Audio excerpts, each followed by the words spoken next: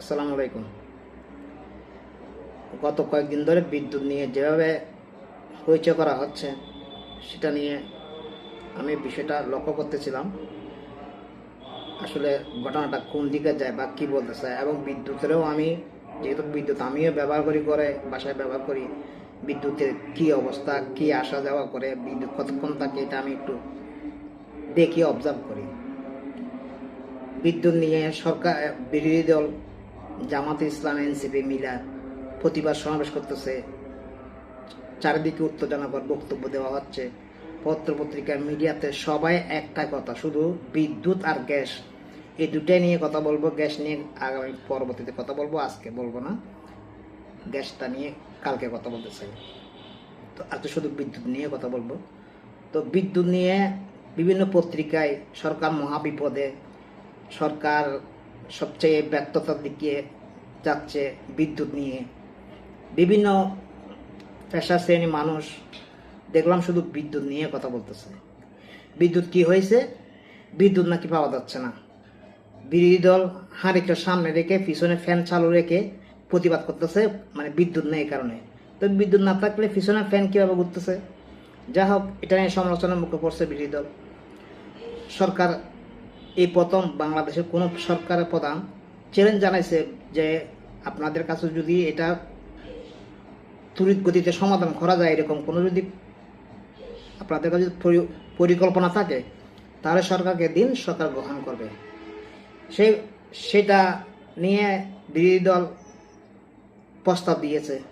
পত্রিকাগুলো শিরোনাম বিরোধী দল পাল্টা চ্যালেঞ্জ গ্রহণ করেছে। ভিতরে কি লেখছে?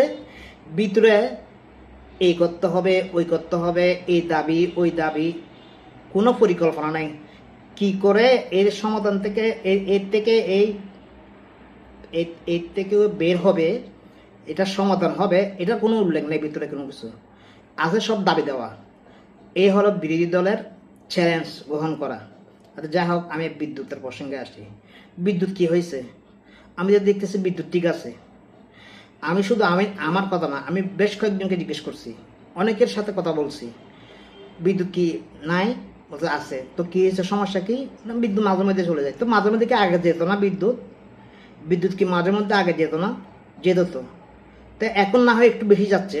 তো নতুন একটা সরকার আসছে, সব কিছু জ্বালানি সমস্যায় আছে, তাহলে একটু সমস্যা তো হবে। আমি কিন্তু কোনো সমস্যা দেখতেছি না, বিশ্বাস করেন। আমি আপনাদেরকে কি বলবো, আপনারা যেটাই বলবেন সেটাই করে বলতে পারবো যে আমি কোনো সমস্যা দেখতেছি না। আমার বাসায় অন্তত আমি 4-5 ধরে অবজার্ভ করতেছি, কোনো সমস্যা নেই বিদ্যুতের।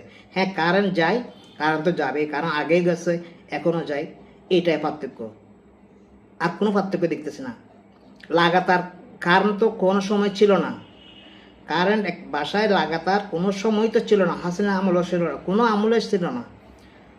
সব আমলে লোডশেডিং হয়েছে। তো ঠিক তদ্রুপ এখনও লোডশেডিং হচ্ছে। এটা পার্থক্য কি? এটা কিন্তু আমি পার্থক্য দিতেছি না। কারণ তাক মাঝে মাঝে চলে যায়, আসে। ওইরকম না যে চলে গেছে সারাদিনের জন্য, আসতেছে না 24 ঘন্টার মধ্যে 2 ঘন্টা পায়, 3 ঘন্টা পায়, ওইরকম তো না। এইসব সব বুঝে বাজে বিরোধী দলের আন্দোলন করার কোনো কিছু তো পাচ্ছে না ইস্যু। বর্তমান সরকার যেভাবে আগাচ্ছে, সরকারের দোষ ধরার মতো কোনো কিছু খুঁজে পাচ্ছে না।